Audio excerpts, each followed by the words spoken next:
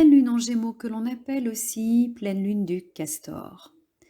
Bonjour ou bonsoir chers auditeurs, je vais vous parler des influences énergétiques de la prochaine pleine lune et cette fois j'ai envie de mettre en avant le fait qu'on lui donne le nom de la lune des castors.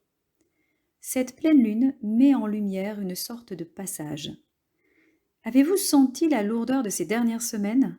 Suis-je la seule à avoir senti cette chape de plomb autour de moi qui m'empêche de bouger, qui me freine dans mes actions, qui me donne même l'envie de dormir et de ne rien faire? Je ne pense pas être la seule. Nous étions dans les énergies du Scorpion qui nous forçaient à aller voir dans nos profondeurs. Et c'est fatigant tout ça.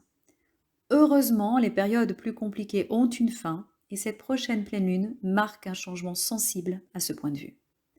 Je ne dis pas que la chape de plomb va disparaître, mais je vous assure qu'elle peut s'alléger si vous émettez l'intention de passer à autre chose et surtout si vous vous mettez en action. Il s'agira d'aller réveiller le feu intérieur et vous retrouverez de l'énergie. C'est donc une période puissante et transformative, d'autant plus que nous nous approchons du solstice d'hiver et que cette pleine lune marque la fin de l'automne. Alors, prochaine étape, l'hibernation? Non, pas vraiment. Je vais plutôt vous parler de cocooning, de prendre soin de vous tout en créant du lien autour de soi, des liens chaleureux, proches de ceux d'une famille unie et aimante. C'est possible et tout cela se met en place si vous le voulez bien. On en reparle dans un moment.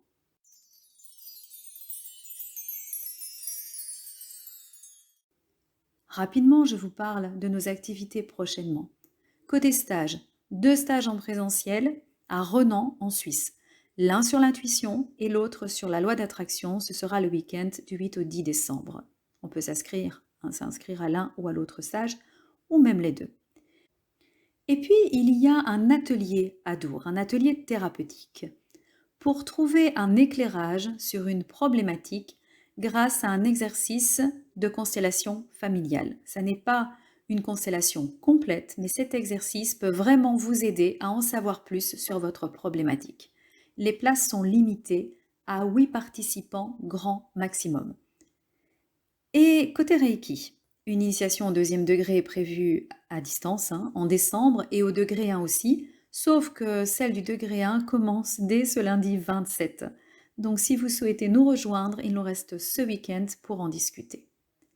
Lors des 3 prochains moments lunaires, nous mettons en place des soins d'harmonisation des chakras pour terminer l'année, et on commence déjà donc ce lundi 27. Et enfin, nous vous préparons quelques surprises pour ce mois de décembre. Ouvrez l'œil sur Facebook, sur Instagram et surtout sur YouTube. Allez, revenons à cette pleine lune du 27 qui peut changer notre état vibratoire et nous faire du bien.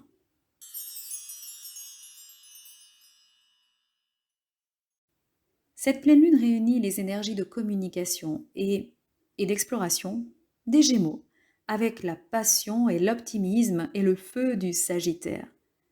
L'énergie du Sagittaire nous inspire à élargir nos horizons, à chercher la vérité, à veiller aussi sur notre avancement, notre croissance. Seulement, nous aurons comme défi de trouver le juste équilibre entre l'optimisme, l'enthousiasme du Sagittaire avec la réalité, avec notre réalité du moment, que ce soit au niveau individuel ou au niveau collectif. Alors parlons d'abord de l'influence de la vague énergétique au niveau individuel. Pour chacun d'entre nous, cette pleine lune nous invite à élargir notre horizon, notamment notre horizon intellectuel. Il se peut que nous ayons de nouvelles idées et que nous souhaitons les communiquer clairement, surtout si les échanges sont nombreux. C'est pourquoi je parlais d'optimisme, parce que cette ouverture sur le monde et sur de nouvelles perspectives va encourager à élargir notre vision et à raviver notre feu intérieur, notre envie d'apprendre, d'en savoir plus, notre soif d'apprendre en fait. Le tout est de rester ancré car il y aura des tensions. On est quand même dans un moment de pleine lune où les émotions sont exacerbées, les faiblesses éclairées, et il faudra faire preuve de patience et rester prudent ou plutôt sage. En tout cas, ne pas s'enflammer trop vite pour de nouvelles idées, C'est le défi au niveau individuel au moment de cette prochaine pleine lune. À l'échelle collective, cette pleine lune met en lumière l'importance d'une communication authentique et plus responsable. Oui, nous sommes poussés à partager nos idées, mais sans chercher à convaincre absolument, plutôt avec sagesse. Il s'agit d'éviter l'excès d'optimisme sans fondement et à bien intégrer la réalité du moment dans nos échanges. Je vais aller plus loin. La réalité spirituelle de l'un n'est pas nécessairement celle de l'autre, vous le savez. Et là, une fois de plus, au niveau collectif, ça coince.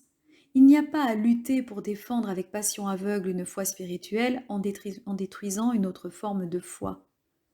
Il est crucial de trouver un équilibre entre l'expansion intellectuelle du Sagittaire et la discipline spirituelle de Saturne.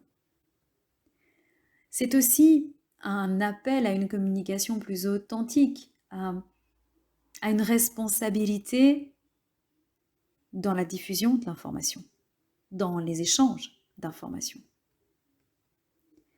Donc, les énergies de cette pleine lune nous offrent une opportunité, en tout cas offrent une opportunité pour la société de revoir sa manière de communiquer, d'adopter une approche plus responsable dans la diffusion de connaissances et même de rechercher des solutions qui intègrent une forme de sagesse spirituelle. Alors, je le dis, j'essaie de le dire avec conviction. En tout cas, c'est la vague énergétique qui incite ça. Maintenant, on verra ce qui se passera la semaine prochaine. Pour revenir à notre croissance personnelle et spirituelle, cette pleine lune peut réellement mettre fin à une lourdeur par rapport à laquelle on reste passif, ou on est resté passif jusqu'à maintenant. Oui, c'est ça. C'est possible de faire le switch et de monter ses vibrations pour continuer à vivre, et même plus à sourire, à profiter, à prendre du plaisir, à oser s'aventurer, à bouger, à se sentir vivant, en tout cas monter ses vibrations. Intégrer le principe que nous avons la responsabilité de décider que faire avec cette chape de plomb dont je vous parlais juste avant, où on reste meurtri et fatigué, où on décide de vivre des moments plus joyeux et on commence à créer ces moments. On agit pour faire en sorte d'en vivre, on essaie en tout cas. Et vous verrez, les efforts sont payants. D'où l'importance aussi de rester en lien et de créer du lien. On vous invite à sortir, alors allez-y, plus d'excuses, sortez, échangez, communiquez, maintenez le lien. C'est dans votre intérêt et dans l'intérêt du nouveau monde. Et enfin, pour terminer, je voulais vous parler du castor. Et je vais même enregistrer une méditation sur le castor prochainement. J'en ai très envie. Je vais commencer par celle-là. Et vous verrez ce que vous en ferez. Que dire? Eh bien, chaque pleine lune est une période de révélation et de potentiel. Mais la pleine lune des castors est particulièrement significative. C'est la dernière pleine lune avant le solstice d'hiver, une période où la nature se prépare pour le froid et où les castors deviennent particulièrement actifs. Cette pleine lune est ainsi associée à la symbolique des castors et elle offre à nouveau une opportunité de libération et même de transformation. Les castors symbolisent le travail acharné, la persévérance et la capacité à bâtir des structures complexes. Ils nous enseignent la valeur du travail en équipe, la coopération, du travail aussi en famille. Tout comme les castors construisent des barrages pour façonner leur environnement, cette pleine lune en fait nous invite à travailler sur notre propre barrage intérieur, à libérer les obstacles qui entravent notre cheminement, notre croissance, et à reconstruire nos vies avec créativité et adaptabilité.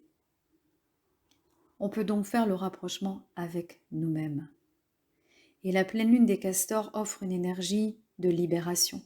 C'est le moment idéal pour se libérer des croyances limitantes, des émotions négatives, des habitudes qui ne nous servent plus. Tout comme les castors éliminent les obstacles pour créer de nouveaux espaces.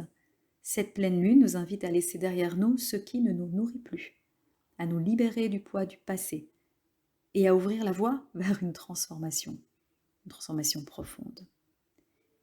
Et puis, en approchant du solstice d'hiver, cette pleine lune marque un moment important pour se préparer à cette nouvelle saison qui approche. Tout comme la nature se prépare pour l'hiver, nous sommes invités à nous préparer à notre propre période de ralentissement, de réflexion intérieure. Le fait de décorer notre maison pour les fêtes de fin d'année, eh bien, le fait de mettre la lumière aussi, des bougies, un sapin ou des fleurs comme la rose de Noël, le tout, c'est pour préparer, pour apporter de la chaleur dans notre intérieur alors que le froid s'installe à l'extérieur. En cette pleine lune des castors, c'est intéressant aussi de se connecter à la symbolique de ces créatures donc travailleuses et résilientes.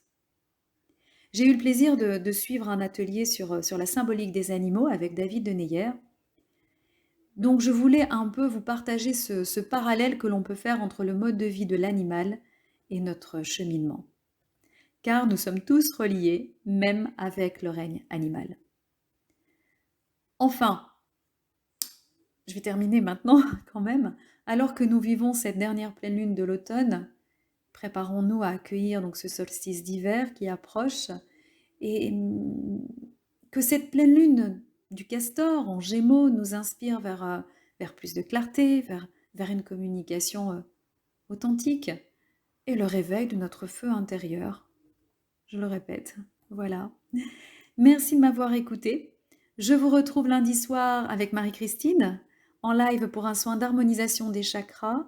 Vous pouvez vous inscrire dès maintenant et il y aura aussi, comme à chaque fois, une méditation gratuite sur la chaîne pour l'occasion. Belle pleine lune et à bientôt. Merci. Oh.